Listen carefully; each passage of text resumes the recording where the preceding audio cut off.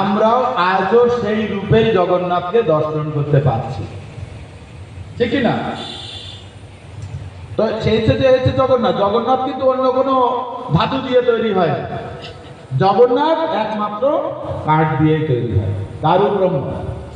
তাই জগন্নাথ প্রকটিত ভগবান, এই জন্যই জগন্নাথের এত লীলা। জগন্নাথ তার ভক্তদের সঙ্গে অনেক এরকম লীলা করে। তো প্রভু বলে গেছেন আপনারা বহু দূর থেকে যাবেন, এখানে অনেক লোকের আয়োজন, তাই একটা লীলাই আমি আপনাদের ছোট করে বলবো। যে সেই লীলাটা হচ্ছে, আপনারা দয়না শুনেছেন, দয়না চুরি?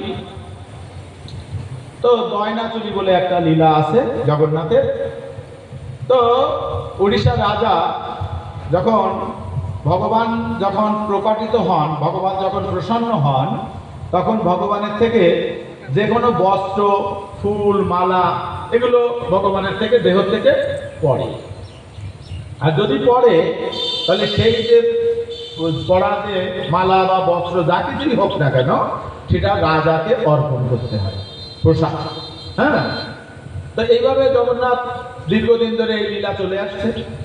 তো জগন্নাথের প্রসাদ যখন একদিন একটা কাপড় উত্তরই জগন্নাথ থেকে পড়েছে, তো তখন জগন্নাথের সেবকরা রাজার কাছে সেই উত্তরে নিয়ে এসছে। এখন রাজা তখন ছিলেন পাশা খেলায় মতো, পাশা খেলছেন। এখন পূজারীরা, তার সেবকরা বলছে জগন্নাথ মন্দির থেকে পূজারীরা এসছে, রাজা পাশা খেলে যাচ্ছেন। পাশা খেলতে খেলতে তখন পূজারীরা প্রসাদ নিয়ে এসছেন। সেই প্রসাদী বস্ত্র তার হাতে দিয়েছেন, তিনি বাম হাত থেকে প্রসাদী বস্ত্রটা নিয়েছেন, নিয়ে আবার রেখে দিয়েছেন, পড়ে গেছে। তখন পাশা খেলা যখন তার শেষ হয়ে গেছে, তখন তিনি অনুভব করছেন, তাই তো ভগবানের প্রসাদ এলো, আমি তাকে অবমাননা করলাম, বাম হাত দিয়ে নিলাম, এতে মহা অপরাধ করে ফেলেছেন। এখন তিনি চিন্তা করছেন কি করে এই অপরাধ থেকে তিনি মুক্ত হবেন। দিনের বেলায় খাওয়া দাওয়া সবকিছু তিনি ছেড়ে দিচ্ছেন, শুধু চিন্তা করছেন কি করে এই মহা অপরাধ থেকে, আমি পাশা গলায় মত্ত হয়ে ভগবানের প্রসাদকে আমি অবমাননা করছি, বাম হাত দিয়ে নিয়েছি। তো এইভাবে যখন তিনি চিন্তা করছেন, চিন্তা করতে করতে অনেক দিন ধরে, এক সপ্তাহ হয়ে গেছে এরকম চিন্তা করছেন, তখন মন্ত্রীরা লক্ষ্য করছেন রাজা খাওয়া দাওয়া ঠিক মতো করছে না, সবসময় দুশ্চিন্তাগ্রস্ত আছে। তখন হঠাৎ রাজা ঠিক করলেন যে করে হোক আমার এই বাম হাত, যে হাত আমি অবমাননা করেছি, সেই হাত আর রাখা যাবে না। তাহলে কি করা যাবে? তিনি একদিন বলছেন, দেখো আমার রাত্রে ঘুম হচ্ছে না, তার কারণ কি, প্রত্যেক দিন রাত্রে আমার জানলা থেকে একটা ভূত এরকম হাত বাড়িয়ে দেয়, আর আমি হাত বাড়িয়ে আমাকে মনে হয় আমাকে ধরতে আসছে, এজন্য আমার রাত্রে ঘুম হয় না। এখন মন্ত্রী কি করেছে, সারা দেশের রাজা রয়েছে, সমস্ত দেশের তন্ত্রমন্ত্র সবাইকে ডেকে এনেছে, মন্ত্র উচ্চারণ করে সব তাড়ানোর চেষ্টা করছে।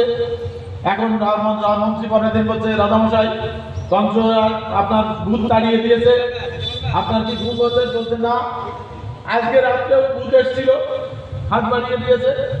তো এরকম ব্যাপার, ঠিক আছে, তাহলে আজকে এক কাজ করুন, আপনার রাজপ্রাসাদে আপনার ওই ঘরে আপনার চুটাবে, আপনি অন্য ঘরে শোবেন, আর আমি আপনার ঘরে শোব। আর আমি যখন শোব তখন বড় একটা ধারালো তলোয়ার নিয়ে উনি শুয়ে আছেন। এখন হঠাৎ রাত্রি দেখতে রাত 12টা-1টার সময় একটা হাত জানলা দিয়ে যথারীতি আসছে, আর মন্ত্রী কি করেছে, সেই তলোয়ার দিয়ে এক কোপে হাতটা কেটে ফেলে দেওয়ার ফলে এখন যথারীতি রাজা চলে এসছেন, আর মন্ত্রী সেই হাতটা ফুটে রেখে দিয়েছে। পরের দিন রাজা এসে মন্ত্রী এসে রাজার কাছে বলছে যে কালকে ভূতের হাত আমি কেটে রেখে দিয়েছি, এই যে সেই হাত। হঠাৎ লক্ষ্য করছে যে রাজার বাম হাতটা নেই। হ্যাঁ, তখন তো মন্ত্রী অনুতপ্ত হয়ে গেছে যে আমি রাজার হাত কেটে ফেলেছি। তখন মন্ত্রী চিন্তা করছে কি করে থেকে উঠে আসলাম। তো মন্ত্রী তখন অনেক চিন্তা করে তখন সেই হাতটা কি করলো, জগন্নাথ বল্লভ উদ্যান আছে আপনারা জানেন, জগন্নাথ পুরীতে, যখন মাসি বাড়ির দিকে যেতে মাঝামাঝি জায়গায় গেলে বাঁদিকে একটা উদ্যান আছে, যে উদ্যানের নাম হচ্ছে জগন্নাথ বল্লভ উদ্যান। তো সেখানে সেই হাতটাকে সমাধিস্থ করে রেখেছে। এখন সমাধিস্থ করে রেখার পরে সেখানে যথারীতি জগন্নাথের ফুলের বাগান, সেখানে ফুল তোলে। এখন কিছুদিন পরে ওই হাত যেখানে সমাধিস্থ করেছে ওইখান থেকে একটা গাছ, ফুল গাছ উঠেছে, হ্যাঁ, এবং সেই ফুলের পাতা, ফুল এত সুগন্ধ, এত সুগন্ধ। এখন রাজা কি হয়েছে, এই হাত কাটার ফলে কি রাজার ভগবানের সেবাও বন্ধ হয়ে গেছে। কারণ জগন্নাথ মন্দিরে একটা নিষেধ আছে, যদি কারো অঙ্গহানি হয় সে আর ভগবানের সেবা করতে পারে না। এখন